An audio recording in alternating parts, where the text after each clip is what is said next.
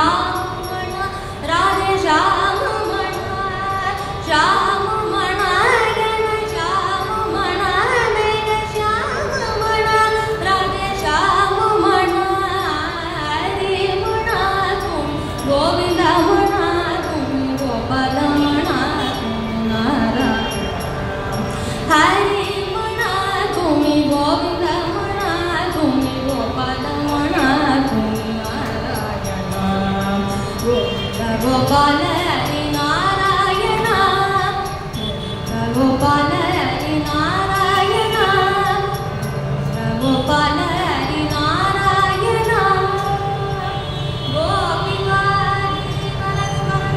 गोविंद गोविंद सद्गुरुनाथ महाराज की जय।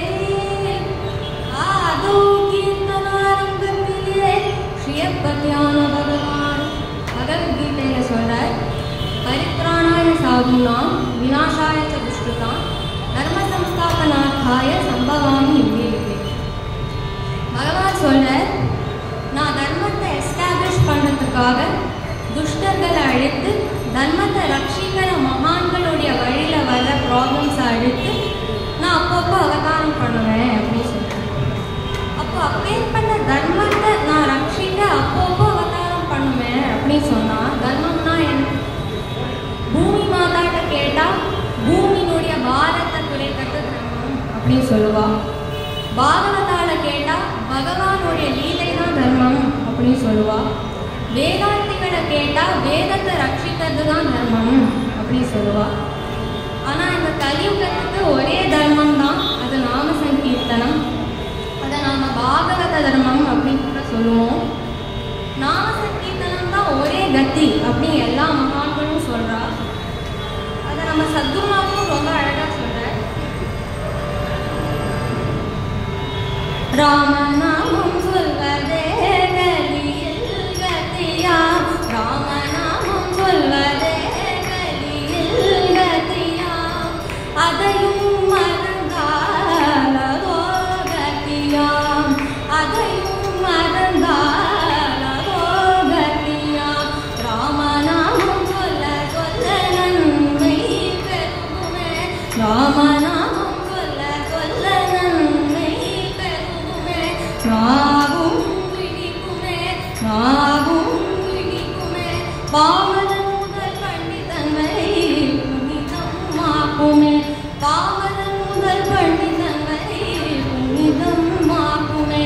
ராமநாமம் சொல்வதே கலியில் கத்தியா, அதையும் மறந்தாலோ கத்தியா, அதையும் மறந்தாலோ கத்தியா. நம்ம சத்குருநாதர் ரொம்ப அழகா சொல்றார், ராமநாமம் சொல்றதுதான் இந்த கலியின் கத்தி.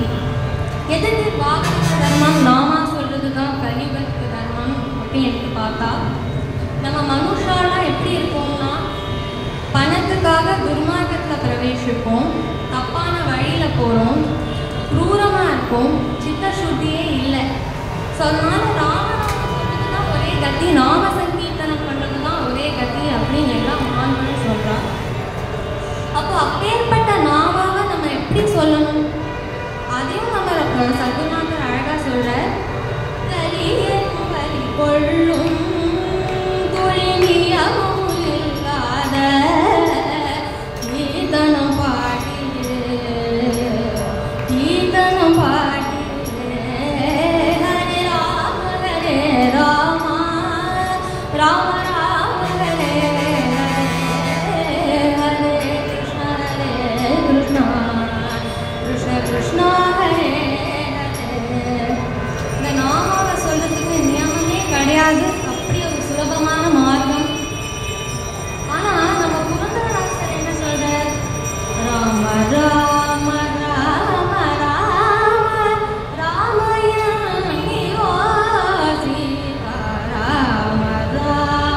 ராம ராம ராமய நிரோசி ராம ராம ராம ராம தேவ தவசி சுவன காமித கணபோபன ராம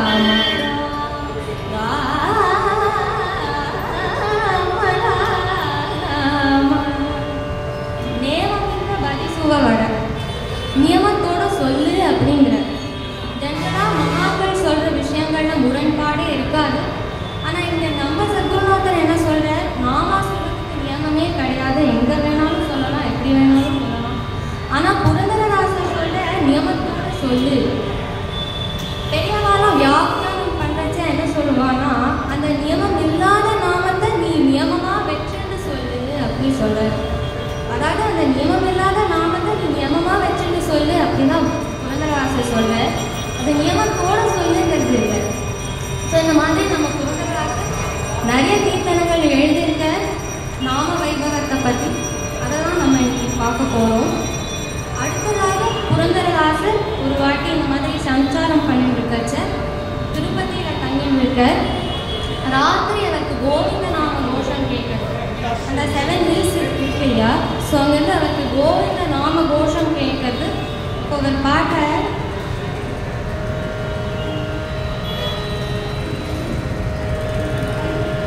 கோவிந்தா நின்ன நாமவே சரணா கோவிந்தா நின்ன நாமவே சரணா கோவிந்தா நின்ன நாமவே சரணா கோவிந்தா நின்ன நாமவே சரணா கோவிந்தா நின்ன நாமவே சரணா கோவிந்தா நின்ன நாமவே சரணா கோவிந்தா நாமவே சரணா ஆமுரனு திருநகாண்ட பரிபூர்ண கோவிந்தா ஆமுரனு திருநகாண்ட பரிபூர்ண கோவிந்தா நிர்மலாத்மகனாகி உதயானந்தா நிர்மலாத்மகனாகி உதயானந்தா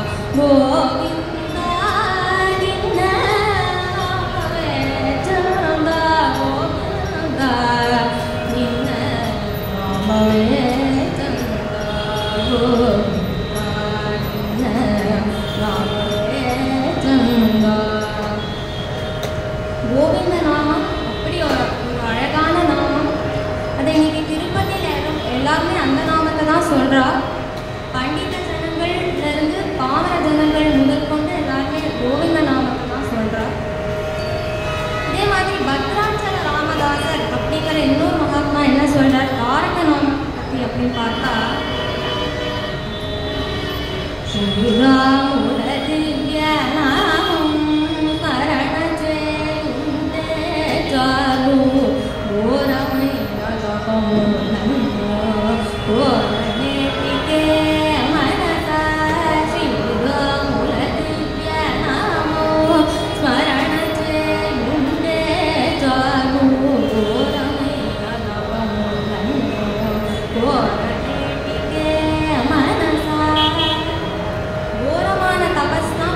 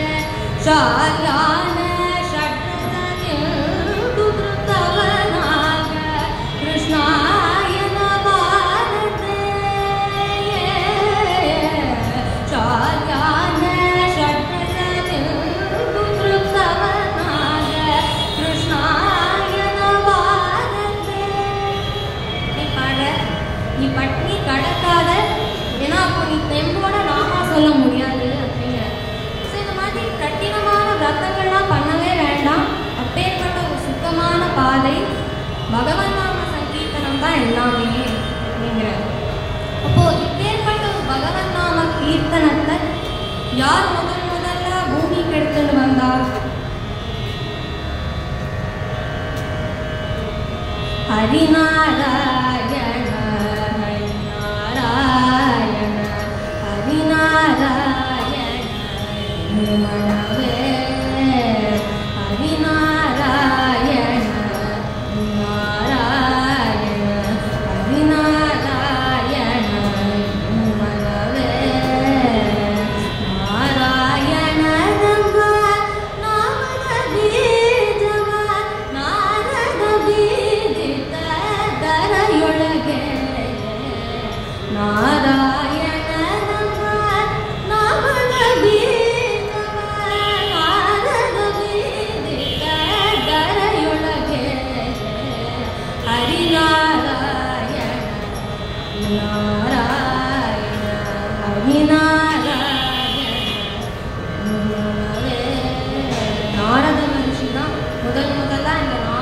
பூமிக்கு எடுத்துன்னு வந்தார். இப்போ வால்மீகி மகரிஷியினுடைய சரித்திரத்தை எடுத்து பார்த்தா அவர் அப்படி ஒரு தபஸ் பண்ணார். அவர் மேலே ஒரு புத்தே ஃபார்மாக ஆரம்பிச்சுட்டு அதனால தான் அவருக்கு வால்மீகி அப்படிங்கிற பேர். ஆனால் நாரதனுடைய சரித்திரத்தை எடுத்து பார்த்தா அவர் குளிரில் உட்காந்து தபஸ் பண்ணினாரோ இல்லை பிராணனை அடக்கி தபஸ் பண்ணினாரோ இல்லை சாப்பிடாம தபஸ் பண்ணினாரோ அப்படி எங்கேயுமே கிடையாது. ஆனால் அவருக்கு உயர்ந்த ஒரு பேர் நாரத மகரிஷி அப்படிங்கிற பேர். எதுக்கு அப்பேற்பட்ட ஒரு பேர்? ஏன்னா அவர் வாக்கில் சதா சர்வ காலமும் இருக்கிற ஹரிநாமத்தினால தான் அவருக்கு அந்த பேர். அவர் எங்கேயும் போவார், நேராக வைகுண்டத்துக்கு போவார், அங்கேருந்து ஹிரண்யகசிபுவோட சபைக்கு போவார், அங்கேருந்து கம்சனோட சபைக்கு போவார். அண்ட் அவர் அழகாக பேசுவார், அழகாக பழகுவார். அதெல்லாம் எதுக்கு? அதெல்லாம் எப்படி? அவர் வாக்கில் சதா சர்வ காலமும் இருக்கிற ஹரிநாமத்தினால தான்.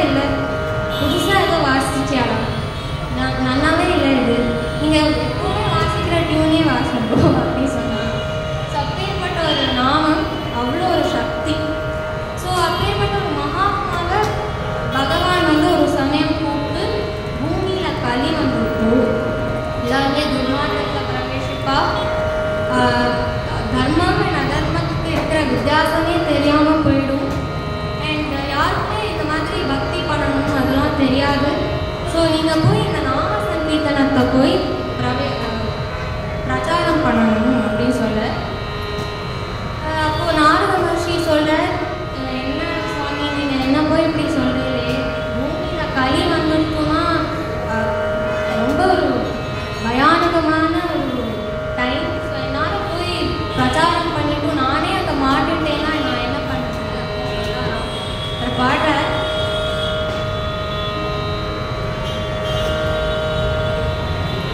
சத்யவந்தரிது காலவல்ல சத்யவந்தரிது காலவல்ல துஷ்டரனரிகே சுபீஷ கால சத்யவந்தரிது காலவல்ல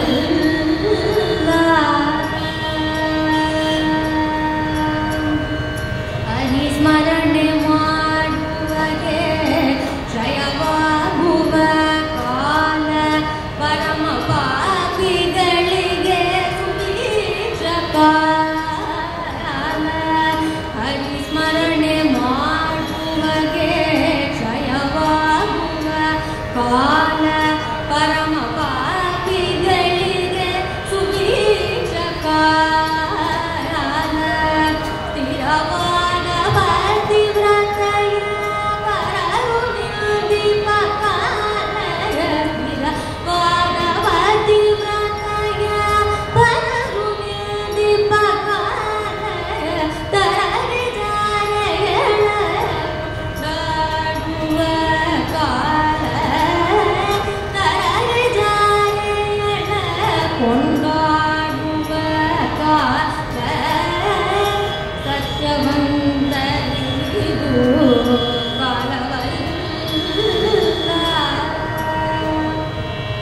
ஸோ நான் போய் ஜனங்களை உதாரணம் பண்ணணும் போயிட்டு நானே மாட்டிட்டா என்ன பண்ணுறது சுவாமி அப்படின்னு அழற.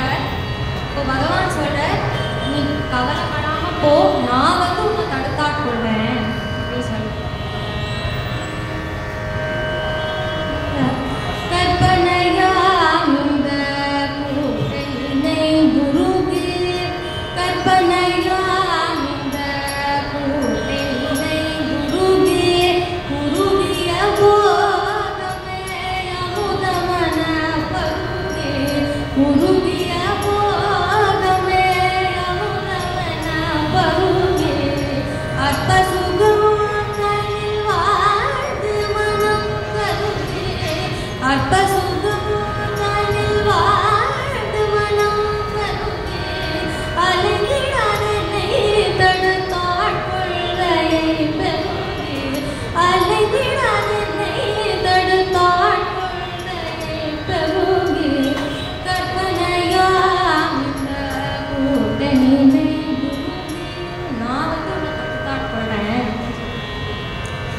பகவான் சொன்ன மாதிரி நாரத மகரிஷி அவதாரம் பண்ற.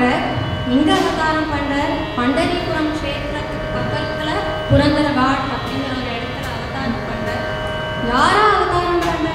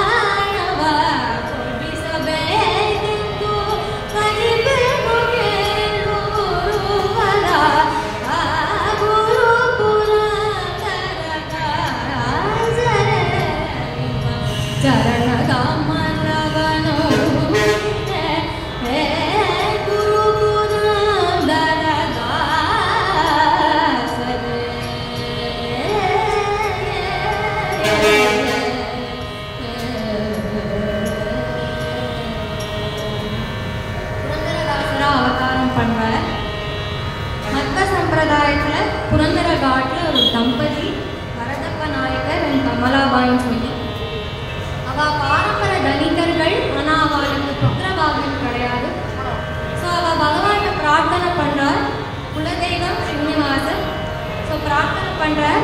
ஸ்ரீனிவாசனுடைய கிருபையால பிறந்ததுனால அந்த குழந்தையோட பேர் ஸ்ரீனிவாச நாயக்கர்.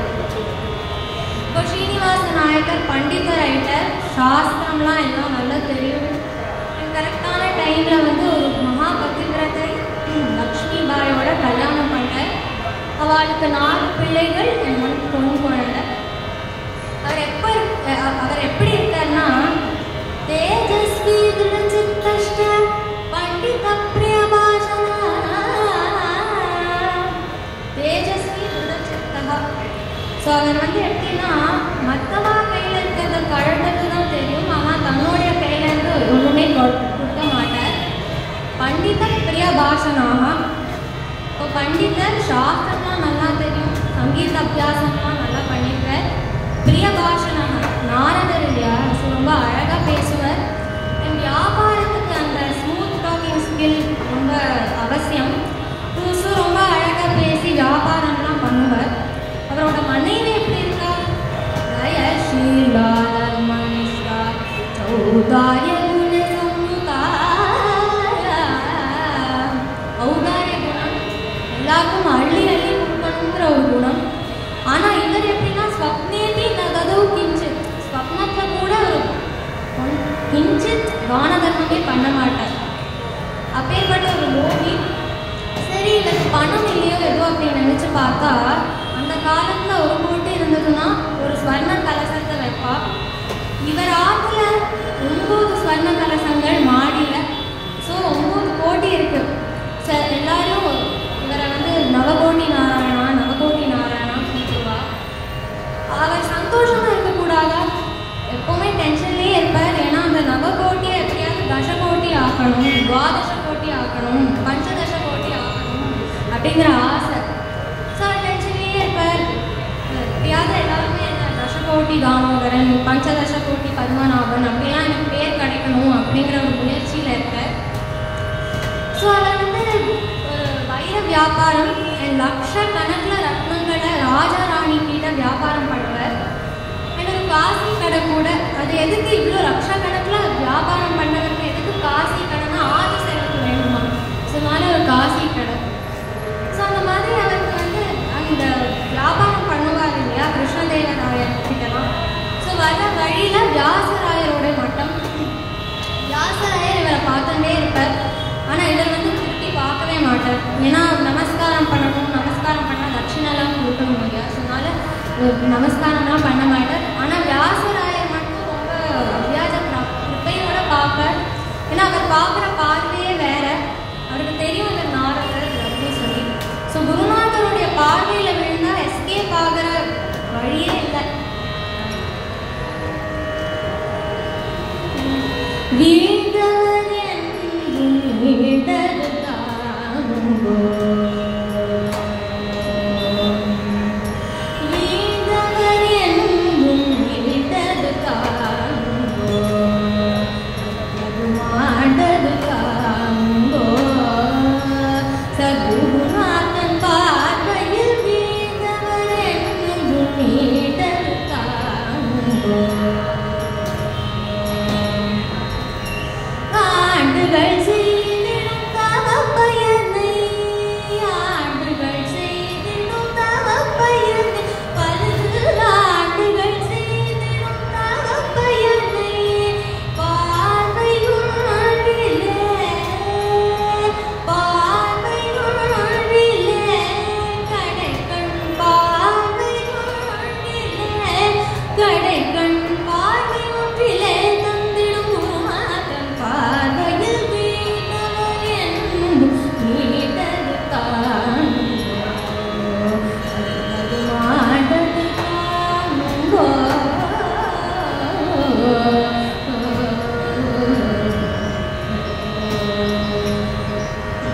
அப்போ குருநாதன் நினைச்சுப்பார், நீ இப்போ போவா, ஒரு நாள் நீ என்கிட்ட தான் வரப்போற, நீ அப்படியே டெய்லி பார்த்துட்டே இருப்ப. நீங்கள் வியாபாரம்லாம் பண்ணிட்டு வந்து அந்த வயசாக ஊட்டி வச்சுடுவேன். லக்ஷ்மி பார்த்து டெய்லி கேட்பா, கொஞ்சமாவது தான தர்மம் பண்ணலாமே, கொஞ்சமாவது இவ்வளோ பணம் இருக்கே, கொஞ்சமாவது தான தர்மம் பண்ணலாமே. அவர் சொல்லுவார், நீ நினச்சிட்டு இருக்க நீ தானம் பண்ணால் புண்ணியம், ஆனால் ஸ்வர்க்கத்துக்கு போனால் அங்கே கூட கணக்கு போட்டு இங்கேயே நீ வந்து நான் உயர்ந்த ஒரு உபாயம் சொல்கிறேன், நாம சங்கீர்த்தனத்தை பண்ணு, ஒரு குட்டியாக துளசி பூஜை பண்ணு, ஏகாதசி விரதம் இது. பெரிய பூஜைலாம் பண்ண வேண்டாம், இல்லைன்னா அப்போ பூலாம் வாங்கணும், நெய்யெல்லாம் வைக்கணும் அப்படின்னு சொல்லி குட்டியாக நாம சங்கீர்த்தனம் பண்ணிவிடு அப்படின்னு சொல்லி சொல்லுவாராம். ஸோ இந்த மாதிரி எனக்கு 30 வயசு ஆயிடுது. அண்ட் பகவான் பார்த்துட்டே இருக்கேன், நான் என்ன பண்ணுறதுக்கு அனுப்பிச்சு வச்சேன், நான் என்ன பண்ணியிருக்கேன் அப்படின்னு பார்த்துட்டு இருக்கேன். சரி இப்போ டைம் வந்துருக்கும், நான் தான் கரெக்டாக கொள்ளணும் அப்படின்னு நினச்சிக்கிறேன். ஸோ ஒரு நாள் லைக் வியாபாரம்லாம் பண்ணாத நாள்லாம் இந்த ஸ்ரீனிவாச நாயகர் கடையிலே இருப்பார். ஸோ இந்த மாதிரி ஒரு நாள் சாஞ்சிட்டு உட்காந்துருக்கார். தூரத்துலேருந்து பார்த்தா ஒரு பெரியவர் மெதுவாக நடந்துன்னு வந்துட்டு இருக்கார். ஸோ இவர் பார்க்காத மாதிரி திரும்பிட்டார், ஏன்னா பார்த்தா ஏதாவது கொடுக்கணுமே அப்படின்னு சொல்லிட்டு. ஸோ இவர் இப்படியே அந்த பெரியவர் வந்து நேராக காசி கழுக்குள்ளேயே வந்துட்டார்.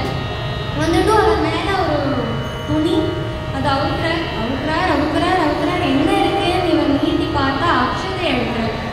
அக்ஷதை எடுத்துட்டு சத்தமானம் பகதி அப்படின்னு ஆரம்பிக்கிறார். இவர் தலையே குனியவே இல்லை, ஏன்னா கொடுக்கணுமே. ஸோ அதனால எதுக்கு இங்கே வந்திருக்கேன், ஏதாவது வியாபாரம் இருக்கா அப்படின்னு கேட்குறார்.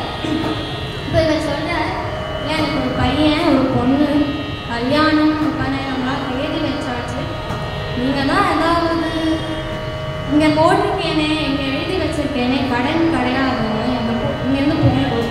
இல்லை நான் யாச்சகமாக தான் கேட்குறேன், கொஞ்சம் பைசா போகும், கல்யாணம்லாம் நடத்தி வைக்கணும்.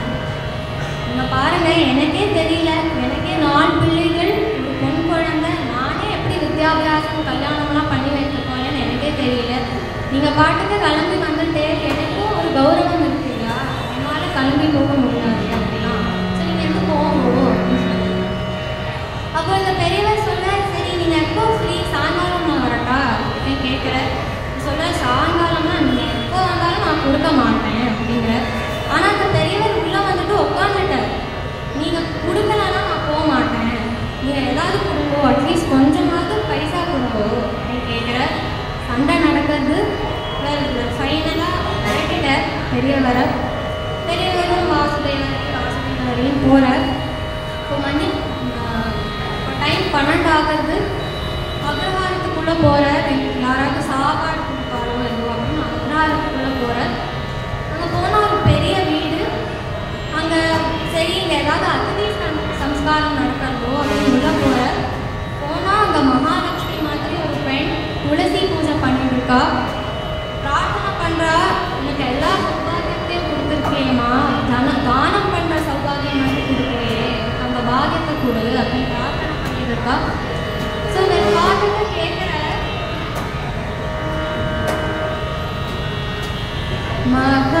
மகாலட்சுமி மகாலட்சுமி ஜகன்மாதா மனம் இறங்கி வரம் மகாலட்சுமி ஜகன்மாதா மனம் இறங்கி வரம் அருள் மகாலட்சுமி. உண்மையால் ஏதாவது கொடுக்குறியாமா, எனக்கு பையனுக்கு உபநயனம் பண்ணணும், இப்போ கல்யாணம் பண்ணணும், உண்மையால் ஏதாவது கொடுத்தா நான் ரொம்ப சந்தோஷமாக இருக்கேன் அப்படின்னு கேட்குற. நான் நினச்சிக்கிறா, இவ்வளோ நாளாக நான் அதுக்கு தானே பிரார்த்தனை பண்ணேன், பகவானே அனுப்பிச்சிருக்காரு இவரை. ஸோ நான் கண்டிப்பாக எனக்கு ஏதாவது கொடுக்கணும், தானம் பண்ணணும். அவருக்கு திட்டினாலும் சரி அடித்தாலும் சரி தானம் பண்ணிட்டு தானே திட்ட வாங்கணும், இன்னும் ஆகாது அப்படின்னு நினச்சிக்கிறா. சரி என்ன கொடுத்ததுன்னு பார்க்குறா. பார்த்தா உயர்ந்த மூக்குத்தி. அதுவுமே அந்த மூக்குத்தி வந்து பிறந்து வீட்டில் கொடுத்த மூக்குத்தி. ஸோ எப்பேற்பட்ட ஸ்ரீமாட்டியாக இருப்பாவோ. ஸோ அவள் அந்த மூக்குத்தியை வந்து பெரியவர்கிட்ட கொடுத்துட்டு, உயர்ந்த மூக்குத்தி நீங்கள் வச்சுக்கோங்க, வெள்ளிக்கிழமையாக இருக்குது, உள்ளே வந்து சாப்பிட்டு போங்க, நான் அப்படின்னு என்னால் சொல்ல முடியலை, ஏன்னா ஆத்துக்காரன் வந்தால் திட்டுவார். ஸோ நீங்கள் இதை வச்சுக்கோங்க அப்படின்னு சொல்ல. அப்போ அவர் சொல்ல, எனக்கு மனமும் எனக்கு வந்து சந்தோஷமாக இருக்குது, நீ நல்லா இருமா, வீட்டில் சுமங்கலிக்காக அப்படின்னு சொல்ல. சொல்லிட்டு இவர் வாங்கினவர் நேராக வீட்டுக்கு போக வேண்டாமோ. ஆனால் சீனப்பன்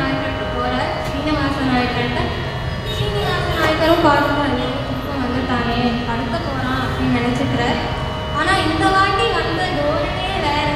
லாஸ்ட் டைம் மூடி குறுகி இருந்துகிட்டே வந்தார். இந்த வாட்டி கான்ஃபிடெண்ட்டாக வரார். அண்ட் அப்படியே கேர்ஃபுல்லாக அவருடைய பேக்லேருந்து ஏதோ எடுக்கிறார், ரொம்ப கேர்ஃபுல்லாக. ஸோ ஸ்ரீனிவாச நாயக்கரும் இதை பார்த்துட்டார். சரி, அதாவது உங்ககிட்ட இருக்கோ என்னவோ அப்படின்னு பார்க்குறார். பார்த்துட்டும் கேட்குறார், யாராவது ஏதாவது கொடுத்தாளா? வியாபாரம் பண்ண தான் வந்துருக்கு. ஆமாம், எனக்கு இந்த மூக்கூத்தி இருக்குது, நீங்கள் எனக்கு இதை வச்சுட்டு எனக்கு தெரியாமல் பைசா கொடுங்கோ அப்படின்னு கேட்குறார். சரி குடும்பம் மூக்கூத்தியை பார்க்குறேன் அப்படின்னு எடுத்து பார்த்தா ஒரே ஷாக். ஏன்னா அவருக்கு தெரியும் இந்த கிராமத்தில் அவரோட பத்னியை விட்டால் யாருக்குமே இந்த மாதிரி மூக்குத்தி கிடையாதுன்னு அவருக்கு தெரியும். ஸோ பார்த்துட்டு அவருக்கு ஒரே ஷாக். ஆனால் மனசு சொல்கிறது அவள் கொடுக்க மாட்டான். நான் சொல்லிட்டேன் அவன்கிட்ட தான தர்மம்லாம் பண்ணக்கூடாது அப்படின்னு. ஸோ அவர் இப்படி நினச்சிட்டு, சரி நீங்கள் எங்கே இருங்கோ, ஒரு 2 நிமிஷத்தில் வரேன், நான் போய் என்னோட பத்னியோட மூக்குத்தி மாதிரி இருக்குது, நான் போய் கேட்டுட்டு வரேன், நீங்கள் எங்கே இருங்கோ, நான் வந்துட்டு பைசா கொடுக்குறேன் அப்படின்னு சொல்ல. ஸோ அந்த மூக்குத்தியை வந்து டப்பாவில் பூட்டி வச்சுட்டு சாவி எடுத்துட்டு ஓடி போகிற, வீட்டுக்கு ஓடி போகிற. லக்ஷ்மி லக்ஷ்மி எங்கே இருக்க அப்படின்னு கேட்குற. என்ன ஆச்சு, மூக்குத்தி எங்கே? அவளுக்கு ஒரே பயம். இப்போ இல்லை வெள்ளிக்கிழமை இருக்கு இல்லையா, ஸோ நான் எண்ணெயை தேய்ச்சிட்டேன், மூக்குத்தியை கழட்டி உள்ளே வச்சுட்டேன் அப்படிங்கிறா. சரி எடுத்துட்டு வா அப்படிங்கிற. ஸோ அவள் நேராக யார்கிட்ட ஓடி போகிறா? प्रिय हरि नाम संकीर्तन तुलसी हरि चरणार्चित शोभित तुलसी रण ऋण संकट वारिणि तुलसी त्वां प्रणमामि हरि प्रिय तुलसी. துளசிட்ட போறா, அழறா. நான் என்ன பண்றது, நான் பொய் சொல்லிட்டேனே, இது பொய்யாவே போயிடுமே, நீ என்ன பண்ணுவேன்னு எனக்கு தெரியாது, நீதான் ஒரே கட்டி நீ அதை சத்தியமா ஆக்கிடு. உன்னை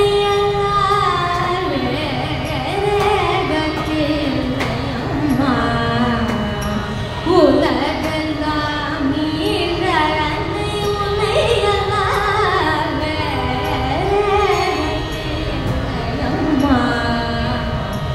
உலகெல்லாம் நீண்ட அன்னை உன்னை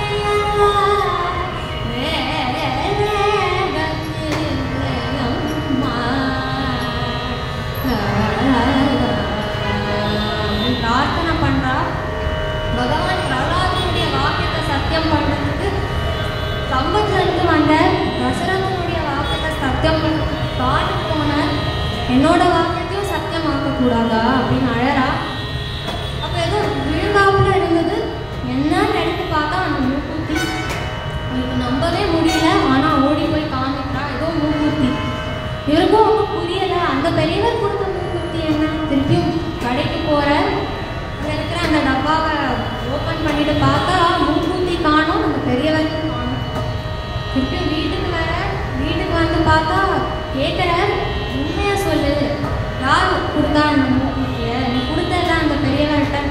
அப்போ அவ சொல்கிறா, அம்மா ஒரு பெரியவர் வந்தார், ஸோ நான் மூக்குத்தியை கொடுத்தேன், நான் போய் துளசி மாதான பிரார்த்தனை பண்ணேன், அந்த மூக்குத்தி எனக்கு கிடச்சிருக்கு. சரி என்ன சொல்ல, எனக்கு ஒன்றும் புரியவே இல்லையே அப்படின்னு நமக்கு ஒரே கன்ஃபியூஷன். அந்த மூக்குத்திக்குள்ளே எடுத்து பார்த்தா ஒரு ஜோதி. ஜோதி ஸ்ரீனிவாசன் பெரியரர், ஸ்ரீனிவாசன் ஸ்ரீராபிஷேகன் பெரியரர் லக்ஷ்மியோட. அண்ட் யாரோ நடந்து வந்துருக்கா. யாருன்னு பார்த்தா நாரதர். அதே காட்சி தெரியாது அவருக்கு. ஸோ பகவான் சொல்ற, நீ போய் பூமிக்கு போ, கலி வந்துருக்கு, ஜனங்களை உதாரணம் பண்ணணும். அதே காட்சி தெரியாது அவருக்கு. இதெல்லாம் பார்த்துட்டு அவருக்கு தெரிஞ்சிருக்கும் அவர் யார், எதுக்கு வந்தார், என்ன காரியம் கொடுத்தார் பகவான், அவர் என்ன பண்ணிட்டு இருக்கார். அவருக்கு ஒரே சேட்னஸ். ஏன்னா இவ்வளோ நாளும் நான் வியர்த்தமாக்கிட்டேனே. பகவான் கொடுத்த காரியம் வந்து நீ வந்து ஜனங்களை உதாரணம் பண்ணணும், நாம சங்கீர்த்தனத்தை எடுத்துட்டு போகணும். நான் தனம் தனக்கே இருந்துட்டேனே, நான் என்ன பண்ணுறது அப்படின்னு அழற. நான் 3 வயசுலேருந்து பஜனத்தில் இருந்திருந்தா நான் இன்னைக்கு ஒரு பெரிய பாகவதனாக ஆயிருப்பேன். எல்லாருக்கும் நாம சங்கீர்த்தனத்தை எடுத்துகிட்டு போயிருப்பேன். நான் என்ன பண்ணிட்டு இருக்கேன் அப்படின்னு அவர் அழறார். ரத்னம் ரத்னம் இருந்துட்டேன், ஆனால் அதுக்கு மேலே உயர்ந்த ரத்னத்தை பார்க்கவே இல்லையே.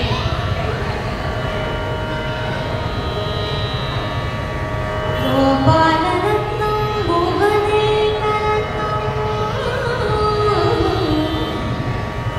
கோபாங்கன யௌவன பாரகாத்ய ரத்னம் ஸ்ரீ கிருஷ்ண ரத்னம் சுரசேகர ரத்னம் வஜபரே யாதவ வம்ச ரத்னம்.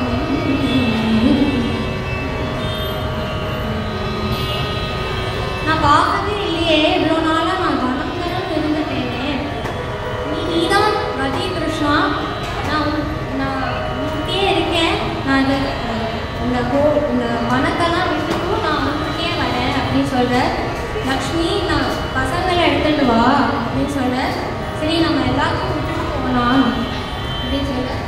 லக்ஷ்மி சொன்னால் அதுக்கு முன்னாடி நம்ம வந்து என்ன பண்ணணும்னா இந்த 9 crores வந்து எல்லாருக்கும் கொடுத்துட்டு தான் போகணும், தானம் பண்ணிட்டு தான் போகணும். ஆமாம் நீ இவ்வளோ நாளாக தானம் பண்ணணும்னு சொன்னேன், ஆனால் நான் கேட்கவே இல்லை. சரி தானம் பண்ணிட்டு போகலாம் அப்படின்னு சொல்கிறேன். தானம் பண்ணிட்டு நேராக எங்கே போகிறேன்? குருநாதருடைய திருவடி. அவருக்கு தெரியும் குருநாதருடைய கிருப்பை இல்லாமல் ஒன்றுமே நடக்காதுன்னு சொல்லிட்டு வியாசராயரோட மட்டத்துக்கு போகிறேன். வியாசராயரும் பார்த்துட்டும் சொல்கிறார், ஆமாம் எனக்கு தெரியும் நீ வருவேன்னு சொல்லிட்டு, உன்னோட அனுபூதிலாம் எனக்கு தெரியும், யார் அப்படிங்கிறது எனக்கு தெரியும் அப்படிங்கிற. சரி அங்கே வைஷ்ணவ தீட்சை எடுத்துட்டு புரந்தரதாசர் அப்படிங்கிற பேர் வைக்கிறேன். அண்ட் புரந்தரதாசர் அங்கேயே குரு கைங்கரியம் பண்ணிட்டு இருக்கார். அண்ட் பொண்ணுக்கு கல்யாணம் ஆச்சு, பிள்ளைகளுக்கு வித்யாபியாசம்லாம் ஆச்சு. ஸோ அதுக்கப்புறமா குரு கைங்கரியம்லாம் பண்ணிட்டு எங்கே போகிறேன்?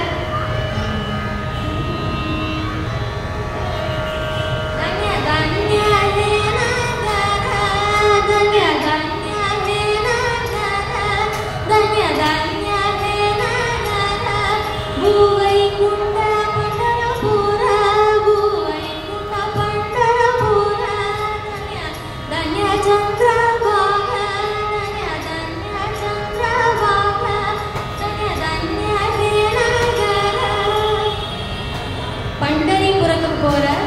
அங்கே போயிட்டு சந்திரபாகா நதி ஸ்நானம் பண்ண. அண்ட் பாண்டுரங்கனுடைய தர்சனத்தை எடுக்கிற. எக்ஸாக்ட் மூர்ச்சி ஆகிடுற. அப்படியே ஒரு உற்சாகம். அங்கே பாகவதாரோடையெல்லாம் நாம சங்கீர்த்தனம் பண்ணுற. கொஞ்ச நேரம் அங்கேயே இருந்துட்டும் நாம சங்கீர்த்தனம் நாம பிரச்சாரம்லாம் பண்ணிட்டு அவர் பாரதம் முழுக்க பிரச்சாரம் பண்ணணும் அப்படின்னு டிசைட் பண்ணிட்டு, ஸோ பாரதம் முழுக்க இந்த நாம சங்கீர்த்தனத்தை எடுத்துகிட்டு போனவர் அவர் தான். நிறைய கீர்த்தனங்கள் எழுதியிருக்க. 4,79,000 கீர்த்தனம் எழுதியிருக்கு. ஆனால் அதில் நம்ம கிட்ட இப்போ அவ்வளோ இல்லை, கொஞ்சம் தான் இருக்குது. ஸோ அவருடைய கீர்த்தனங்கள் எல்லாம் நம்ம பாடிட்டும் அதை நிறைய பேருக்கு எடுத்துகிட்டு போகணும். ஸோ அப்பேற்பட்ட ஒரு மகாத்மா அவர் ரொம்ப நாம கீர்த்தனத்தை பற்றி நிறைய பாட்டை எழுதியிருக்க. ஸோ நமக்கு சத்குருநாதருடைய பரம கிருபையினாலும் பகவானுடைய அனுகிரகத்தினாலும் எனக்கு வந்து பாகம் கிடைச்சது. அண்ட் எல்லாமே குரு கிருபையால் தான் நடக்கும். ஸோ நான் மதுரை கீர்த்தன் பாடுறேன் குரு கிருபையாக.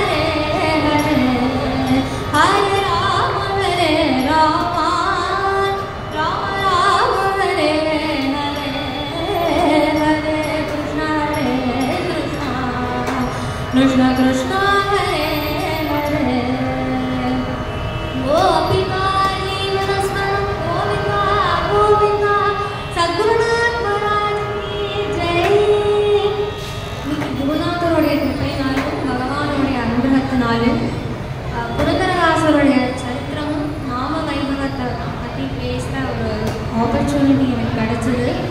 மேலும் மேலும் இந்த மாதிரி நான் ஆப்பர்ச்சுனிட்டி